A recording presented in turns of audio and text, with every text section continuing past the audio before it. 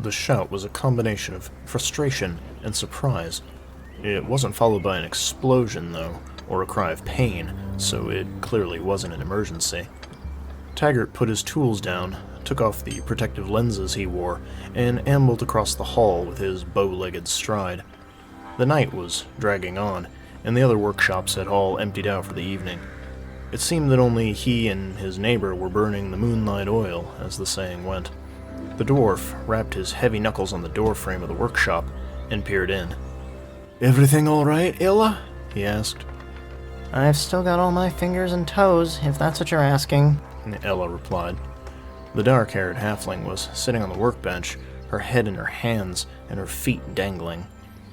Taggart stepped over the threshold, taking in the scene. Ella's workspace had the messy look of a well-loved kitchen, where the clutter had a thread of rhyme and reason to it if one tilted their head and squinted. Her burner had been banked, and on top of it was an iron pot filled with some kind of thick, viscous goop. It smelled like bone meal and sawdust, with just a hint of potpourri. "Bad result?" Taggart asked. "I bumped the dried spider silk threads with my elbow," Ella said. "Caught the bottle, but not before half of it spilled in." Taggart wrinkled his nose as a bubble burst in the gloop, releasing a puff of strangely scented air. He rubbed his mustache, smoothing it down over his lip.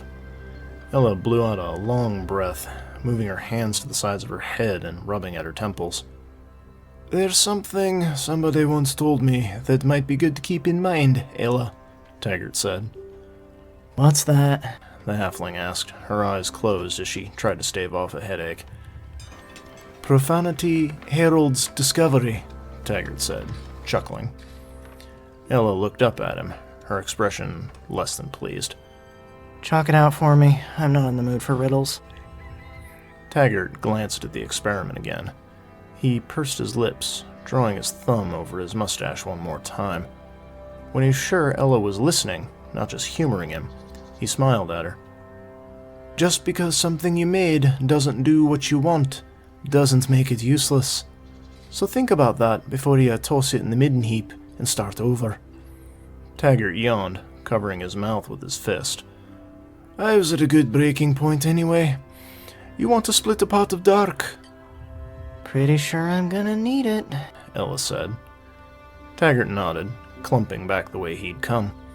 Ella could hear him filling his kettle and spooning out the strong tea he kept in a can. She glanced over at the thick glop her experiment had become and frowned at it. She lifted the stirring stick and watched as the liquid slowly dripped from the tip. Was there something she could do with it after all?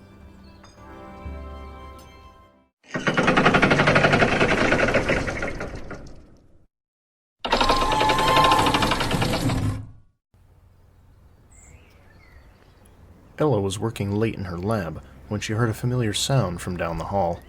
A low hiss, followed by a kind of strangled growl.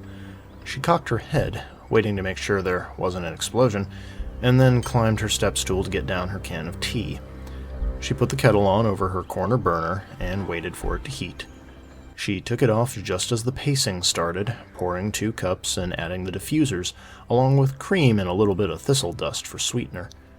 Then she took the cups and walked down the hall. She was slower these days, but Garrick's workshop wasn't far. Ella didn't bother knocking. She just edged the door open with the toe of her boot. The long-haired shipwright's apprentice was standing in front of an assembly that Ella recognized. He rounded on the sound of the door opening, the shout swelling up in his chest, transforming into a long sigh when he saw it was Ella. "I thought you went home a few hours ago," he said. For him, that was the same as an apology. "I don't sleep much these days," Ella said, holding out the much larger mug towards him. "Is that lubricant formula still not cooperating?" "No," he said, taking the mug. Garrick held it close to his face, but didn't drink. He ran his calloused fingers through his hair and stared at the results of his latest attempt. Something's gone wrong. I don't know if it's the heat or the sand quality or... "Have you asked the important question?" Ella cut him off, sipping at her own tea. Garrick stopped, frozen still as a statue. After a second, he blew a sharp breath out of his nose and took a sip of the tea. What can I do with what I have? Ella nodded and stepped past him, getting onto a step stool to look at what was in his pot. It was a thick, oily sludge with bits of grit in it. She took a stirring stick and prodded at it. It was heavy, almost like tar as she lifted some up.